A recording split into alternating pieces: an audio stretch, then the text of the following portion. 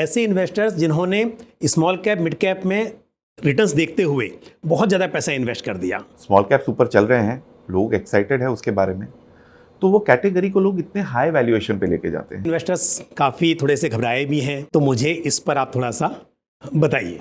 मैं पॉजिटिव हूँ मार्केट में, और ये जो वैल्यूएशन करेक्शन ज़रूरी था कुछ सेक्टर्स में या ब्रॉड मार्केट में, वो हो गया है। रिस्क रिवॉर्ड जो है आज लार्ज कैप में बेटर है कंपेयर टू स्मॉल कैप। अगर मैं डिसिप्लिन नहीं रखूँगा तो शायद ऐसा हो सकता है कि मैं अपनी वो जर्नी कामयाब ना हो।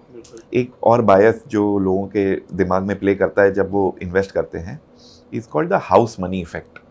ये एक्चुअली स्टडी किया था गैम्बलिंग में, कसिनोज में। अगर इन्वेस्टमेंट में कहीं आप प्रॉफिट बना रहे हो तो आप प्रॉफिट में आप ज़्यादा रिस्क लेते हो। तो बिटवीन 2004 एंड 2008 4 साल के लिए वैल्यू ने बहुत अच्छा किया था, क्वालिटी ने अंडर परफॉर्म किया था।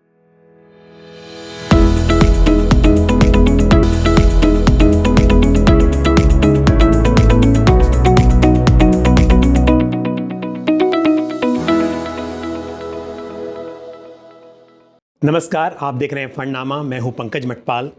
फंडनामा के इस एपिसोड में आज हम बात करेंगे मार्केट के बारे में, जो उतार चढ़ाव का माहौल बना हुआ है, कैसे और कब तक का इम्प्रूवमेंट के चांसेस हैं।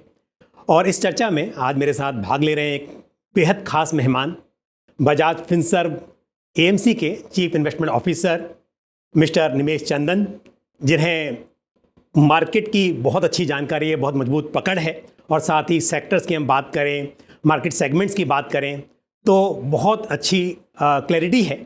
तो उनसे बात करेंगे। सर नमस्कार, स्वागत है आपका इस कार्यक्रम में। एक पॉडकास्ट है तो हम बहुत खुलकर बात कर सकते हैं मेरे हिसाब से इसमें।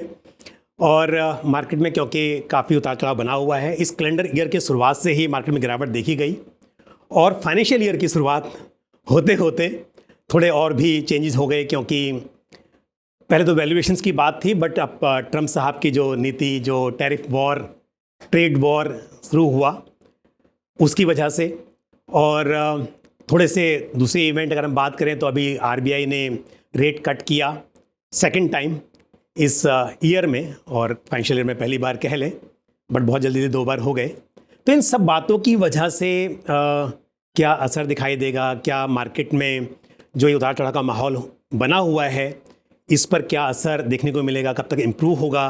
तो क्योंकि इन्वेस्टर्स काफ़ी थोड़े से घबराए भी हैं, अनसर्टनिटीज़ हैं, तो मुझे इस पर आप थोड़ा सा बताइए।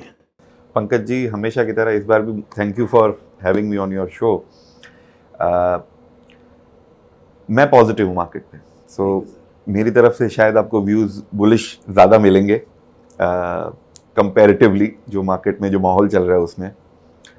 अगर आप देखें तो सितंबर या अगस्त लास्ट ईयर किसी से भी आप निवेशक से बात करें तो लोग कॉन्फिडेंटली कहते थे कि ये दशक जो है वो इंडिया का है। बिल्कुल। एंड बहुत सारी पॉजिटिव चीज़ें हो रही हैं इकोनॉमी में, बिजनेसेस में। लेकिन 6 महीने में जो मार्केट गिरा उसमें लोगों का कॉन्फिडेंस काफ़ी हिल चुका है। एंड शायद ये भी हुआ है कि काफ़ी निवेशकों को जिन्होंने बाज़ार में एंट्री या ज़्यादा इन्वेस्टमेंट कोविड के बाद किया है, उन्होंने ऐसा करेक्शन देखा नहीं है कि कंटिन्यूसली 6 महीने मार्केट एक करेक्शन मोड में जा रहा है। तो आई थिंक सेंटिमेंट जो है वो थोड़ा सा ख़राब हो गया है। एंड लोगों को डर लग रहा है। आपने बातें की अभी के ये जो अनाउंसमेंट आती हैं यूएस से टैरिफ के बारे में, वो एक अनसर्टेनिटी क्रिएट करती हैं, और लोग कंफ्यूज हैं कि बिकॉज ये पॉलिसी की कुछ फ्लिप फ्लॉप भी हो रहे हैं कि आगे जाके मैं जिस कंपनीज में या फंड्स में इन्वेस्ट कर रहा हूँ उनकी अर्निंग ग्रोथ कितनी होगी या प्रॉफिट कितना होगा कंपनीज का, तो लोग थोड़े से कंफ्यूज्ड हैं। जनरली क्या होता है, अनसर्टेनिटी और कंफ्यूजन अगर हो मार्केट में तो लोग वैल्यूएशन कम कर लेते हैं। तो आप मार्केट में जो करेक्शन देख रहे हैं वो एक वैल्यूएशन करेक्शन। ओके। ऐसा भी हुआ है कि लास्ट 3 साल में बहुत सारी कंपनीज, बहुत सारे सेक्टर ऐसे हुए हैं जो अपने एवरेज वैल्यूएशन से कहीं ज्यादा ऊपर स्तर पे चल रहे थे। तो एक करेक्शन ड्यू भी था बिल्कुल कि ये अब आना चाहिए। और काफी जो इवेंट्स आए इन द लास्ट 6 मंथ्स वो ट्रिगर की तरह काम करते हैं कि ये लोगों को और थोड़ा वरिड कर देते हैं और फिर करेक्शन और आ जाता है। हेल्दी करेक्शन है मार्केट में। बुल मार्केट की जो पैटर्न है वो पिछले बुल मार्केट की तरह सिमिलर ही है। ऐसा नहीं है कि बुल मार्केट में मार्केट करेक्ट नहीं होते। तो यहाँ से जो वैल्यूएशन एक्सेस वैल्यूएशन जो थे काफी कैटेगरीज में वो क्लियर हो गए हैं, स्पेशली लार्ज कैप में things are looking better. Okay. अगर हम देखें नेक्स्ट ईयर इकोनॉमी में, तो अभी जो भी अनुमान है हमारे इंटरनल अनुमान या मैं एक्सटर्नल किसी इकोनॉमिस्ट के अनुमान देखूं, तो next year GDP growth will be better than FY25। Okay. Next year जो एनालिस्ट एस्टिमेट कर रहे हैं निफ्टी की प्रॉफिट ग्रोथ, जो अर्निंग्स ग्रोथ निफ्टी की रहेगी, वो इस साल के ग्रोथ से बेटर है। ओके। आप देखेंगे फिस्कल पॉलिसी जो है अभी ज्यादा डिमांड ओरिएंटेड है। आपने अभी बात की कि आरबीआई भी अभी नाउ अकोमोडेटिव हो गए हैं और उन्होंने ऑलरेडी 2 इंटरेस्ट रेट कट किया है, लिक्विडिटी भी काफी प्रोवाइड की है मार्केट में। ये जो माहौल है ये एक्चुअली ग्रोथ ओरिएंटेड माहौल है। अभी यहाँ से आपको ग्रोथ बढ़ती हुई नजर आएगी। Next year looks like a better year compared to FY25। और आई थिंक ये जो टैरिफ की भी बातें चल रही हैं, अगर आप कंपैरेटिवली देखें, see trade is a very relative game. अगर हमारे कॉम्पिटिटर पे ज्यादा टैक्स लग रहा है और हम पे कम लग रहा है तो हम ऑटोमेटिकली थोड़े से बेटर हो गए इन टर्म्स ऑफ प्लेस। बिल्कुल। तो मेरे हिसाब से बहुत सारी पॉजिटिव चीजें भी हो रही हैं और ये जो वैल्यूएशन करेक्शन जरूरी था कुछ सेक्टर्स में या ब्रॉड मार्केट में, वो हो गया है। ओके। तो यहाँ से अगर आप लॉन्ग टर्म सोच रहे हो तो अपॉर्चुनिटीज हैं, अगर आप शॉर्ट टर्म सोच रहे हो तो अभी भी हेडलाइन पे मार्केट वॉलेटाइल रह सकता है कुछ समय तक। बिल्कुल। इन्फ्लेशन भी कंट्रोल में है, सारी चीज़ें अच्छी दिखाई दे रही हैं, तो आप कह रहे हैं कि फंडामेंटल्स जो हैं वो काफ़ी स्ट्रॉन्ग है, सिर्फ वैल्यूएशन जो एक्सपेंसिव हो गई थी वो ठीक हुई है। बट क्या होता है ना, देखिए अगर सब कुछ ठीक है तो हम चाहे बात करें एसेट एलोकेशन की कि आपके पोर्टफोलियो में कितना इक्विटी हो, कितना डेट है, कितना आपके पास प्रीसियस मेटल है, या हम इक्विटी की बात करें तो large cap, mid cap, small cap में क्या एक्सपोजर होना चाहिए। बट होता यह है कि ऐसा अक्सर देखा नहीं जाता।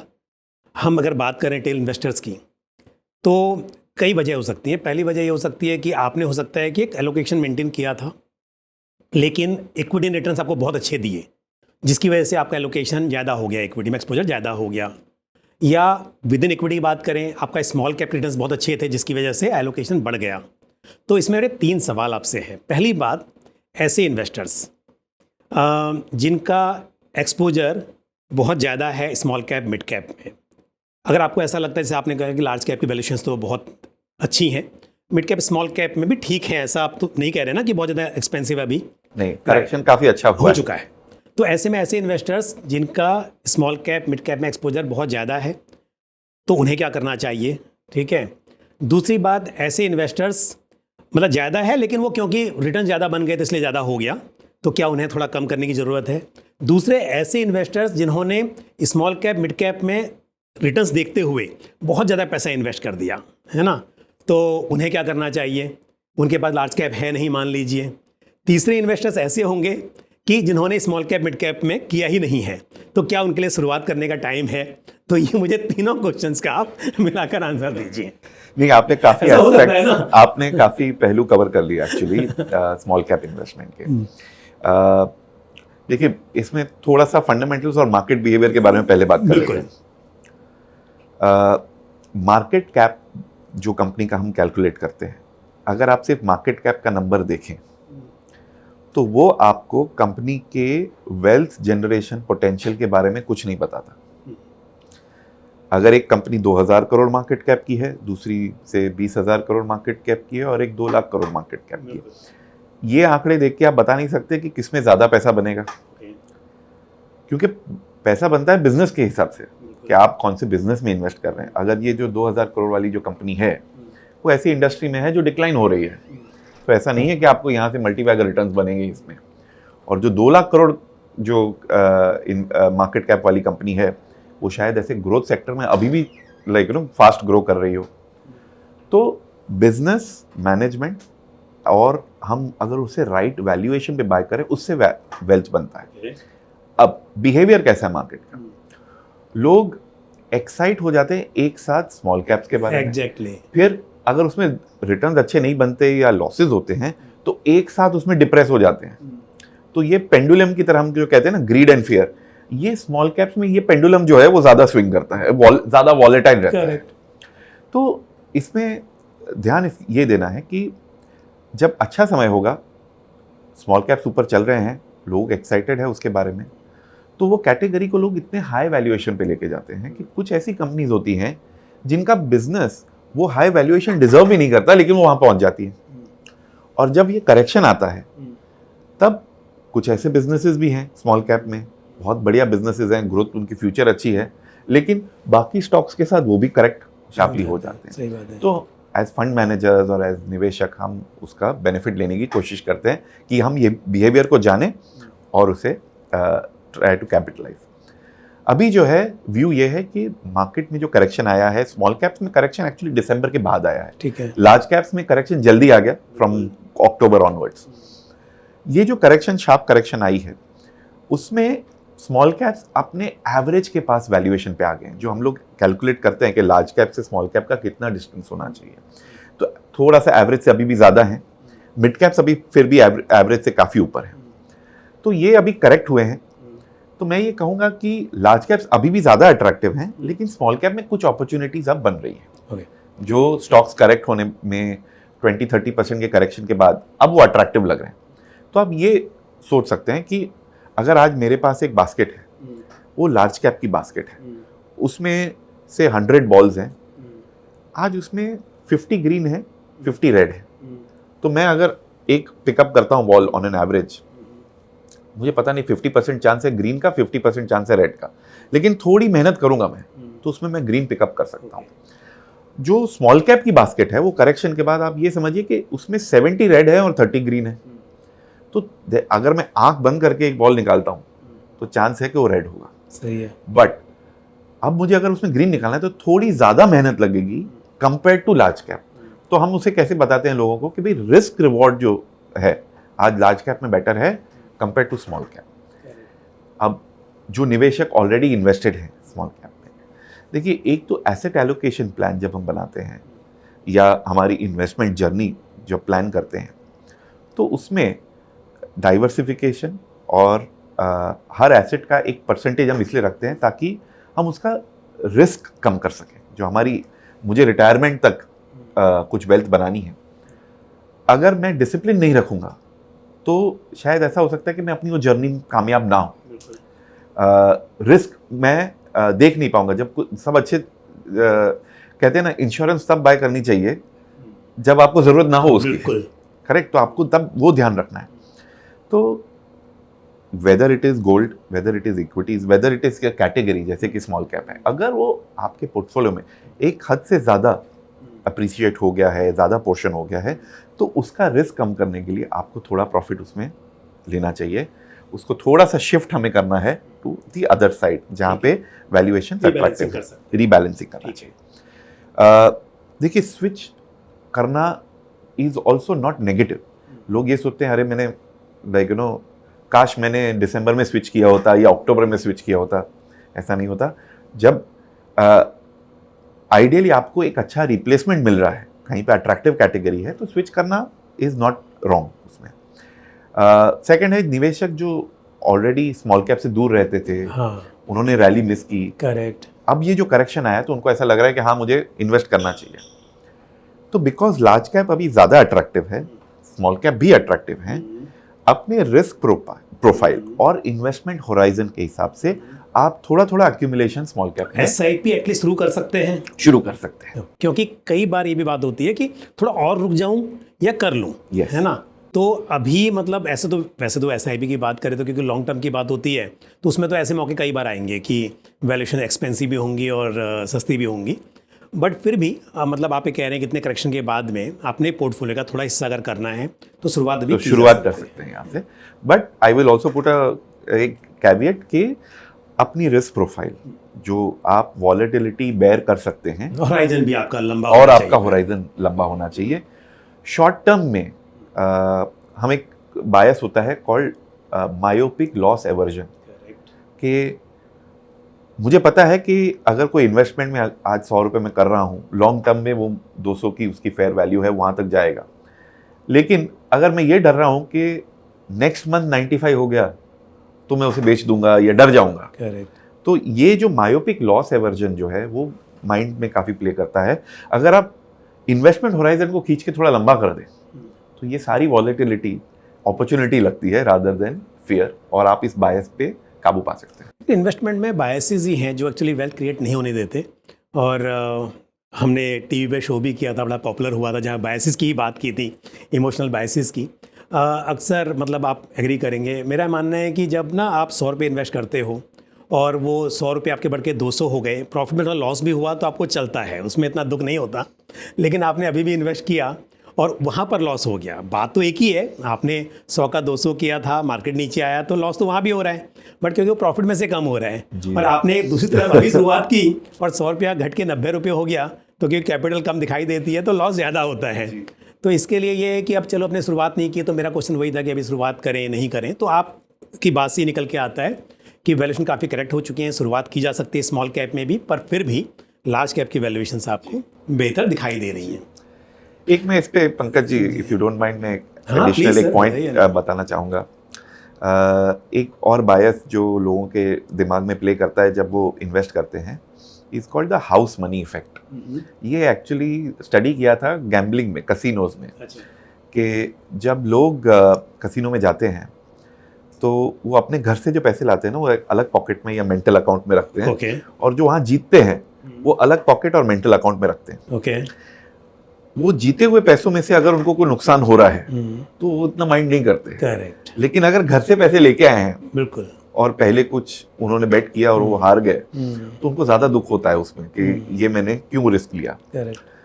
तो बिहेवियर क्या होता है कि अगर इन्वेस्टमेंट में कहीं आप प्रॉफिट बना रहे हो तो आप प्रॉफिट में आप ज्यादा रिस्क लेते हो, थिंकिंग ये तो मेरा प्रॉफिट ही है, इसमें गया तो क्या हुआ, तो उसमें ज्यादा रिस्क लेते हैं। अगर आप देखेंगे कि लॉन्ग टर्म आपको वेल्थ क्रिएट करनी है तो आपको ये जो स्प्लिट करते हैं मेंटल अकाउंट्स, वो नहीं करना चाहिए। बिल्कुल। आपको हर पैसा, हर जो आप इन्वेस्टमेंट कर रहे हो उसको इक्वली ट्रीट करना चाहिए। अगर आप हमेशा मुनाफा बनने पे ज्यादा रिस्क लेके उसे गवा दोगे आप मार्केट में, वेल्थ क्रिएट नहीं तो आपकी वेल्थ क्रिएट नहीं होगी, आप फिर से अपने कैपिटल पे ही आ जाओगे। और इसीलिए आपने जो कहा कि ये इस पे भी प्ले करता है कि आपने एक ही फंड में कब इन्वेस्ट किया। करेक्ट। अगर आपके जो एनएवी है वो 20 से 10 आती है तो आपको दुख नहीं होता, लेकिन अगर 10 से 8 आ गई एनएवी तो आपको दुख होता है, क्योंकि मेंटली आप ये सोच रहे हो कि नहीं मुझे इसमें नुकसान हुआ, उसमें तो मेरा प्रॉफिट ही है। करेक्ट। बट वेल्थ क्रिएशन के लिए you have to treat every money similar जो आप इन्वेस्ट कर। सही कह रहे हैं सर आप। देखिए क्या होता है ना, आप जो बता रहे हैं बहुत आइडियल सिचुएशन है, अगर समझ से काम लें तो सीधा फ्लेक्सी कैप में इन्वेस्ट कर दें और आपको चांस दें कि आप डिसाइड करो कि किस सेक्टर में, किस मार्केट सेगमेंट में कितना एलोकेशन करना है। बट अक्सर ऐसा होता नहीं है।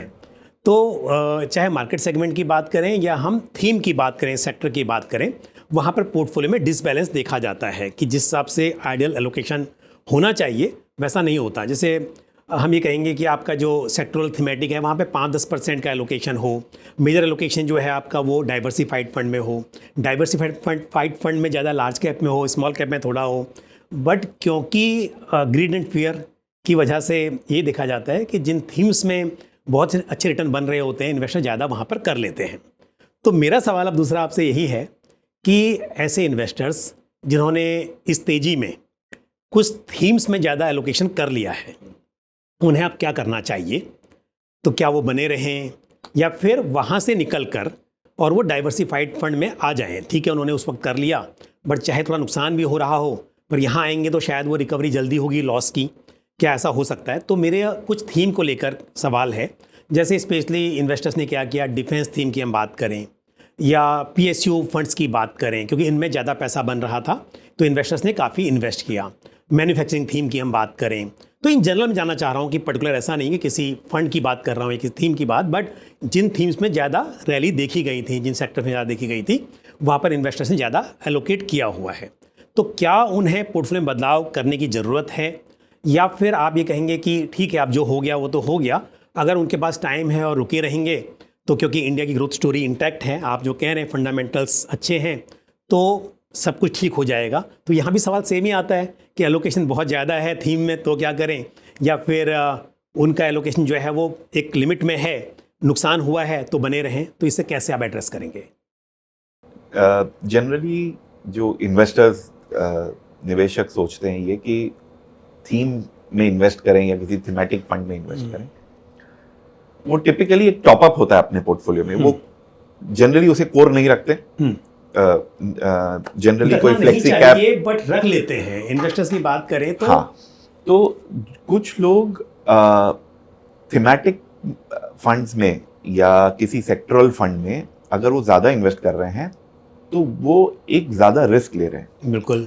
देखिए, आप जितना मार्केट को नैरो करते जाएंगे आपकी इन्वेस्टमेंट सिलेक्शन को, उतनी वॉलेटिलिटी बढ़ने के चांसेस ज़्यादा है। कॉन्सेंट्रेटेड पोर्टफोलियो होगा। तो जैसे आप देखेंगे कि अगर आप पूरे मार्केट में इन्वेस्ट करें तो आपकी वॉलेटिलिटी बहुत कम होगी। उसमें फिर अगर आप कुछ सेक्टर्स निकाल के इन्वेस्ट करें तो वॉलेटिलिटी बढ़ेगी। फिर आप उसमें मार्केट कैप कुछ निकाल लें कि नहीं मैं स्मॉल कैप मिड कैप नहीं करूंगा या ऐसा, तो अगेन वॉलेटिलिटी बढ़ती है। जितना आप नैरो जाते हो अपने सिलेक्शन में उतनी वॉलेटिलिटी बढ़ती है। अब जैसे कि कुछ थीम्स ऐसी हैं या सेक्टर्स ऐसे हैं जहां पे गिन चुन के 10-15 स्टॉक ही डोमिनेटिंग है उस थीम में। तो उनमें क्या होता है कि जब लोग ज्यादा एक्साइट हो जाते हैं तो उनके वैल्यूएशन बहुत जल्दी बढ़ जाते हैं, क्योंकि आप ये सोचिए कि एक बड़ा क्राउड एक ही छोटे दरवाजे से घुसने की ट्राई कर रहा है उसमें, तो उसके वैल्यूएशन बहुत ही जल्दी ऊपर चले जाते हैं। फिर अगर उनमें कोई डिसअपॉइंटमेंट होती है, कुछ नेगेटिव न्यूज आते हैं, तो फिर लोग वही छोटे दरवाजे से बाहर निकलने के लिए ट्राई करते हैं, तो वेरी शार्पली उसका एक फॉल भी आ जाता है। तो ये होती है वॉलेटिलिटी टिपिकली। रिसेंसी बायस है एक्चुअली। जब वो रिसेंट में जो देखा आपने उसमें आप इन्वेस्ट ज्यादा कर लेते हो, पर अब बात तो ये कि कर लिया, आप क्या करें? तो देखिए, गलत वैल्यूएशन पे अगर आपने एंट्री मारी है तो आपको उसमें समय निकालना पड़ेगा। ओके। लेकिन अगर गलत थीम और गलत बिजनेस में आपने इन्वेस्ट किया है तो आप वापस रिकवर नहीं कर पाएंगे। तो it is better to switch. तो मैं एक ब्लैंकेट जनरलाइज नहीं कर पाऊंगा कि हर थीम में आप क्या करें, बट आपको ये देखना है कि वेदर मेरी मिस्टेक ये रही कि मैंने गलत बिजनेस में इन्वेस्ट किया या गलत थीम में इन्वेस्ट किया, या मैंने गलत वैल्यूएशन पे इन्वेस्ट किया। अगर बिजनेस थीम सही है आपकी तो वैल्यूएशन के लिए आपको रुकना पड़ेगा जब तक वो ग्रोथ जो है वो वैल्यूएशन को जस्टिफाई करने जितना ऊपर नहीं आता। थीम तो मान के चलते कि सही होगी, क्योंकि अगर फंड हाउसेस लॉन्च कर रहे हैं तो थीम मोटा मोटी मैं मान के चलता हूँ कि वो ठीक ही होगी, सोच के लॉन्च किया होगा, बट टाइमिंग थोड़ी सी हो सकती है। समय जो है वो सही समय थोड़ा सा उनको वहां पे निकालना पड़ेगा। At some point of time अगर कुछ थीम्स ऐसी है जहाँ पे लोग ज्यादा बेरिश हो गए हैं, पहले अनवारंटेड ऑप्टिमिज्म था, बिल्कुल, अब अनजस्टिफाइबल पेसिमिज्म है, तो वहां पे ऐड भी कर सकते हैं। ओके, ऐड भी कर सकते हैं। हाँ, तो आप जो फंड मैनेजर है उनकी कमेंट्री देख के, आउटलुक उन कंपनीज का देख के, वो समझ के आप उसमें या तो एवरेज कर सकते हैं या आपको होल्ड करना पड़ेगा। अगर आपने देखा कि मैंने गलती की है, मैंने अपने रिस्क एपेटाइट से, रिस्क प्रोफाइल से मैंने ज्यादा रिस्क ले लिया, या फिर मैंने बहुत ज्यादा एलोकेट कर लिया थीमेटिक फंड में या फिर किसी फंड में, तो उसे स्विच करके करेक्ट कर सकते हैं। बट उससे उसको स्टडी करके या फिर आप किसी की एडवाइस ले रहे हो तो एडवाइस सही लेके फिर करें। क्योंकि sir pain of loss is 3 times more than pleasure of gain, ये कहा जाता है। तो आपको दुख ज़्यादा होता है जब कोई नुकसान होता है। और स्पेशली अगर हम थीम की बात करें तो बहुत सारे थीम में अक्सर निवेशकों ने उस वक्त निवेश किया है जिस वक्त मतलब वहाँ पर काफ़ी थीम प्ले आउट हो चुकी थी, या फिर काफ़ी मतलब पैसा काफ़ी वैल्यूएशन एक्सपेंसिव हो चुकी थी। तो अब उनका क्योंकि वो NAV जो है नीचे आई है, कैपिटल में लॉस हो रहा है, तो शायद वो चिंतित है। तो मैं आपसे ये जानना चाहता था कि उन्हें क्या करना चाहिए। जो आपने कहा कि ऐसा भी नहीं है कि उनको निकलना ही है, अगर लग रहा है कि थीम अच्छी है, थोड़ा सा एंट्री जो हुई उस वक्त थोड़ा महंगा था मार्केट, तो वो ऐड भी करके एवरेज कर सकते हैं। पर ये देखना होगा किस थीम में करना चाहिए, किस में करना है और कितना समय वेट करना पड़ेगा। करेक्ट, ये इंपॉर्टेंट है। अच्छा, ये बात तो थी मार्केट की, क्योंकि ये तो आइडियल सिचुएशन है और आपने बिल्कुल गाइड किया कि कैसे करना चाहिए। बट क्योंकि जैसे आप कह रहे हैं कि वैल्यूएशंस की बात हो, या आपने एक बात बहुत अच्छी कही कि स्मॉल कैप में भी चाहे वैल्यूएशन एक्सपेंसिव हो, फिर भी आपने बोला कि रेड बॉल्स हैं, वाइट ग्रीन बॉल्स हैं, और आप सही बॉल पिक कर सकते हैं, आपके पास ऑप्शंस होते हैं। तो आपके फंड्स की हम बात करते हैं, तो आप अपने फंड्स में किस तरह की टैक्टिकल कॉल ले रहे हैं, किस तरह का एलोकेशन कर रहे हैं? वैसे मैंने देखा पोर्टफोलियो में आप ज़्यादा कैश कॉल नहीं लेते हैं, उसके बारे में आपका क्या ख्याल है? क्योंकि कई बार ऐसा भी होता है, फंड मैनेजर्स कहते हैं कि अभी वैल्यूएशन एक्सपेंसिव हैं, तो सभी फंड्स में मौका तो होता ही है कि मिनिमम 65% एलोकेशन करना है। मान लीजिए फ्लेक्सी कैप में तो 35% में आप चाहें तो थोड़ा ज़्यादा कैश या डेट को इंक्लूड कर सकते हैं, तो आप कैसे ये सब मैनेज करते हैं? तो पंकज जी, आपने देखा होगा कि हमने 1.5 years बैक हमने लॉन्च करना शुरू किया फंड्स को।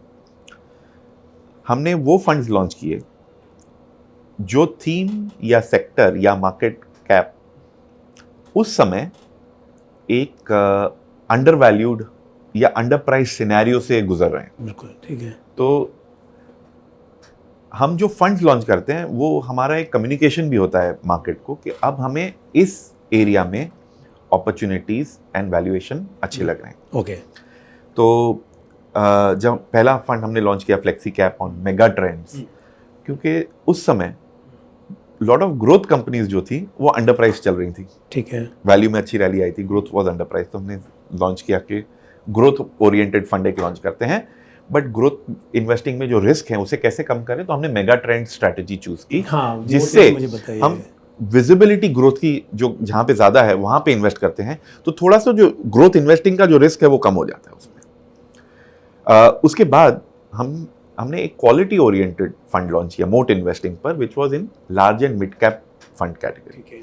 तो we launched it in March 24, क्योंकि 4 साल क्वालिटी स्टॉक्स जो हम कैलकुलेट करते हैं कि कंपनीज जहाँ पे कुछ कॉम्पिटिटिव एडवांटेज है, रिटर्न ऑन कैपिटल अच्छी है, कैश फ्लोज अच्छे हैं, सरप्राइजिंगली 4 साल से वो अंडर परफॉर्म कर रहे थे उस समय। तो मार्च में हमने कहा कि अब यहाँ से जनरली इंडियन मार्केट्स की हिस्ट्री थोड़ी कम है, बट अगर देखा जाए तो बिटवीन 2004 एंड 2008 4 साल के लिए वैल्यू ने बहुत अच्छा किया था, क्वालिटी ने अंडर परफॉर्म किया था, और उसके बाद क्वालिटी केम बैक फ्रॉम 2009। तो हमारा इशारा मार्केट को यही था कि अब जो है 4 साल वो जो वनवास था क्वालिटी का वो खत्म हो रहा है और things will start turning back. तो तब हमने वो लॉन्च किया अगस्त में लास्ट ईयर। हमें ऐसा लगा कि अब मिड कैप स्मॉल कैप के वैल्यूएशन बहुत ज़्यादा हो रहे हैं, large cap is more attractive, तो लोग स्विच कर पाए, उसके लिए we launch the large cap fund कि आप थोड़ा सा वहाँ से प्रॉफिट निकाल के आप इस तरफ स्विच हो जाए। तो हमारी जो लॉन्चेस रही हैं वो काफ़ी कॉन्शियसली ऐसी थीम्स, ऐसे सेगमेंट्स में लॉन्चेस हुई हैं जहां हमें कुछ अंडर प्राइसिंग या अंडर वैल्यूएशन मिल सकता है। हाल ही में आपने देखा होगा कि हमने मल्टी कैप लॉन्च किया, बिकॉज अभी करेक्शन आया है तो हम उसका एडवांटेज लेना चाहते हैं कि कुछ स्मॉल कैप और कुछ मिड कैप अट्रैक्टिव हो गए हैं, तो हम उसमें थोड़ा सा ऐड कर दिया जाए। तो we always look for underpricing, कहाँ पे अपॉर्चुनिटी है इन अंडर प्राइसिंग। और मार्केट ऐसा है कि अगर निवेशक एज अ क्राउड एक पर्टिकुलर चीज़ पे फोकस कर रहे हैं, एक थीम, एक कैटेगरी पे फोकस कर रहे हैं, तो उसकी वैल्यूएशन काफ़ी हाई हो जाती है। बट वो जो इग्नोर कर रहे हैं, वो अच्छी कंपनीज हैं, कुछ डाउनटर्न से गुजर रही हैं, वहाँ पे वैल्यूएशन बहुत अट्रैक्टिव हो जाते हैं। तो अगर अगेन आप लॉन्ग टर्म इन्वेस्टर हो तो आप ये सोचो कि ये तो ग्लैमर है, यहाँ पे वैल्यूएशन बहुत ज़्यादा है, इसमें एक्सपेक्टेशन बहुत ज़्यादा है, डिसअपॉइंटमेंट भी हो सकती है। इस तरफ जो है कुछ ऐसी कंपनीज हैं, अच्छी कंपनीज हैं, बट वैल्यूएशन कम है, एक्सपेक्टेशन कम है, इसमें अगर कुछ पॉजिटिव हुआ तो we will make a good return. पर सर बात सिर्फ लॉन्च की नहीं है, आपने कहा कि उस वक्त पर हम लॉन्च करते हो सही समय होता है, बट एग्जिस्टिंग स्कीम्स हैं तो वहाँ पर भी तो आपको टाइम के हिसाब से कुछ चेंजेस करने होते होंगे, तभी आप रिस्क को मैनेज करेंगे या इन्वेस्टर्स को अल्फा जनरेट करके देंगे। तो मेरा सवाल ये भी है कि जैसे मैंने एक क्वेश्चन पूछा आपसे कैश को लेकर, तो क्या रिस्क मैनेज करने के लिए आप कैश कॉल लेते हैं? मैंने देखा ऐसे पोर्टफोलियो में बहुत ज़्यादा कैश नहीं होता है आपके पोर्टफोलियोज में, आप इक्विटी फंड्स में इक्विटी में ही इन्वेस्टेड रहते हैं, तो फिर क्या आप डिफेंसिव और एग्रेसिव के बीच में प्ले करते हैं रिस्क मैनेज करने के लिए? You are right, you are absolutely right कि हम कैश कॉल नहीं लेते। हाँ, हम मैनेज करते हैं जो सेक्टर एलोकेशन हम करते हैं, बीटा जो हम लोग high beta low beta stocks जो हम लोग मैनेज करते हैं, उसमें हम लोग मैनेज कर लेते हैं। तो यानी ऐसा नहीं है कि सडनली कैश बढ़ा दिया फिर वापस कम कर दिया फिर वापस कैश बढ़ा दिया, ऐसा नहीं करते हैं। ठीक है, क्योंकि कैश कॉल एक तरह का एक्स्ट्रा रिस्क भी है जो लेना चाहते लोग लेते हैं, कुछ फंड हाउसेस शायद लेते ठीक है, हैं, उनकी अपनी अपनी स्ट्रैटेजीज हैं। हमें ऐसा लगता है कि निवेशक ने हमें इन्वेस्ट करने के लिए पैसे दिए हैं कि उनको मार्केट में पार्टिसिपेट करना है, तो उस हिसाब से हम कैश कॉल ना लें, लेकिन रिस्क मैनेज करना ज़रूरी है। तो हम क्या करते हैं कि अभी फॉर एग्जांपल जब हमने लार्ज कैप लॉन्च किया और हमें ऐसा लगा कि mid cap small cap valuation बहुत हाई हो गए हैं, तो अक्रॉस द फंड हमने लार्ज कैप एलोकेशन बढ़ाई, मिड कैप स्मॉल कैप की हमने कम की थी। क्वालिटी एज अ थीम जब अंडर प्राइस थी तो हमने क्वालिटी ओरिएंटेड पोर्टफोलियोज लॉन्च किए, और इन द इंटरनल हमारी जो बाकी जो पोर्टफोलियो थे उसमें भी क्वालिटी टिल्ट हमने बढ़ा दिया। कंपनी जिसकी बैलेंस शीट पे अच्छे कैश फ्लोज हैं, क्या कहते हैं, डेट नहीं है, लेवरेज नहीं है, रिटर्न ऑन कैपिटल अच्छे हैं, तो वो जमा किए हम लोग ने। तो इंटरनली हम आप ये सोचिए कि स्टाइल, बीटा और सेक्टरल मिक्स जो है उसे चेंज करके डाउनसाइड कम करने की कोशिश करते हैं इन अ करेक्शन, और अपसाइड में एडवांटेज लेने की कोशिश करते हैं। हाल में अगर देखा जाए तो अभी भी हमारे जो पोर्टफोलियोज हैं ज़्यादातर लार्ज कैप ओरिएंटेड हैं,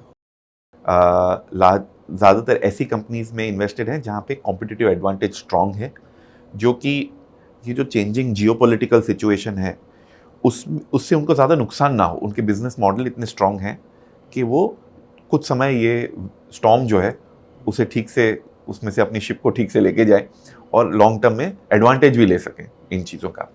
तो उस तरफ we are more guided.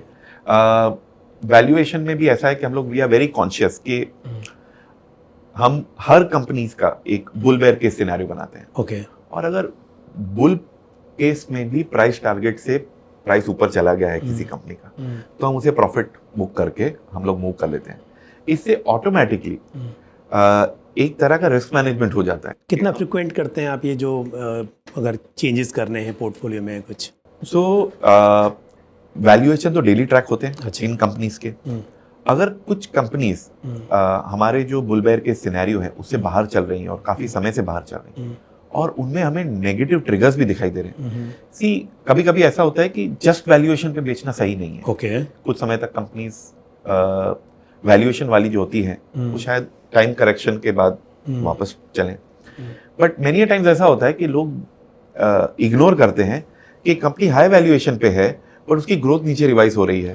Company high valuation है बट रेगुलेशन या कुछ चेंजेस आ रहे हैं जिस वजह से रिस्क बढ़ रहा है इस कंपनी में प्रॉफिट्स का। तो अगर वैल्यूएशन के साथ हम 2-3 जो अलग अलग ट्रिगर लगाते हैं कि अगर हाई वैल्यूएशन है और अर्निंग्स डाउनग्रेड के चांसेस हैं, या हाई वैल्यूएशन है या बिजनेस में कुछ चेंजेस हो रहे हैं, अगर ये कॉम्बिनेशन आता है तो वी टेक प्रॉफिट्स देयर। तो आइडिया ये होता है कि एक्टिवली हम लोग पोर्टफोलियो का रिस्क जो है वो उन सेक्टर्स में से, उन स्टॉक्स में से, उन कैटेगरीज में से कम कर देते हैं जहां पे वैल्यूएशन बहुत हाई है और कुछ रिस्क बढ़ते जा रहे हैं वहां पे। अच्छा, हमने क्योंकि थीम्स की बात की, सेक्टर की बात की, मार्केट सेगमेंट की बात की, और एक चीज़ और होती है वो है फैक्टर्स। क्योंकि हम अगर ऐसे बात करें इंडेक्स फंड्स में बहुत सारी चॉइसेस हैं फैक्टर्स की, या वैसे ही मार्केट में मतलब इन्वेस्टर्स बिहेवियर की बात करें, क्योंकि आप बायसेस को समझते हैं, उसको एड्रेस करने की कोशिश करते हैं। तो अगर हम फैक्टर्स की बात कर रहे हैं, वैल्यू हो, क्वालिटी, मोमेंटम, लो वॉलेटिलिटी, तो इस वक्त पर क्या इन्वेस्टर्स को कुछ इस तरह के फैक्टर्स को कंसिडर करना चाहिए? मतलब दोनों साइड से क्या इन्वेस्ट करना चाहिए, उससे बचना चाहिए? और क्या एज अ फंड मैनेजर आप इन फैक्टर्स को अपने पोर्टफोलियोज में इंक्लूड कर रहे हैं क्या? बहुत अच्छा क्वेश्चन है एक्चुअली ये।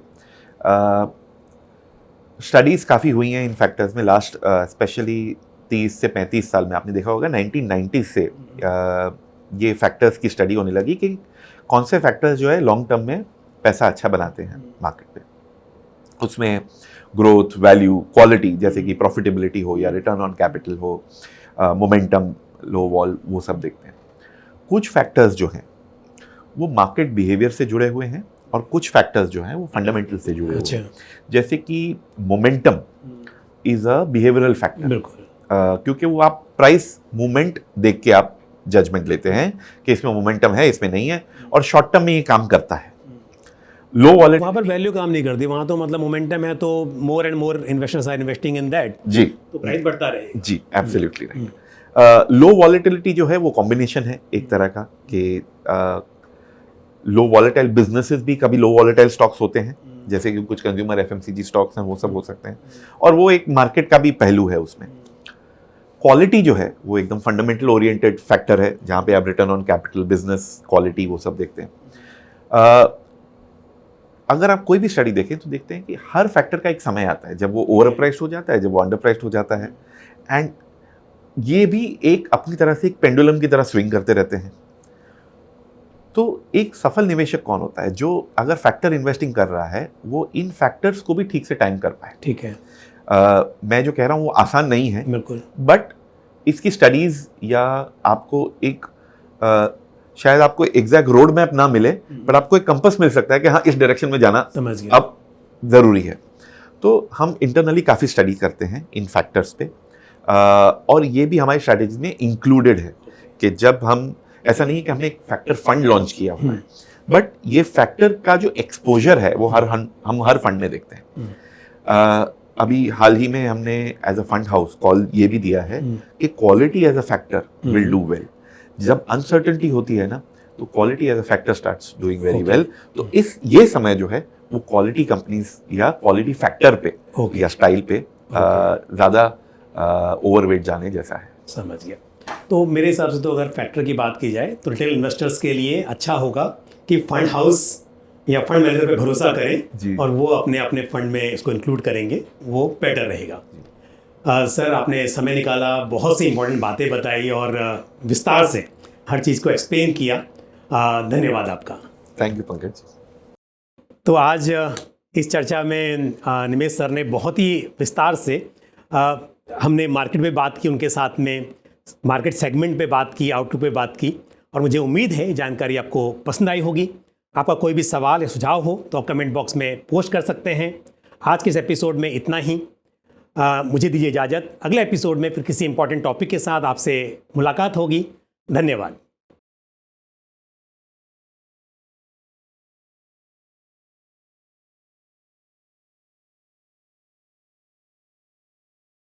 म्यूचुअल फंड निवेश बाजार के जोखिमों के अधीन है। योजना से जुड़े सभी दस्तावेजों को ध्यान से पढ़ें।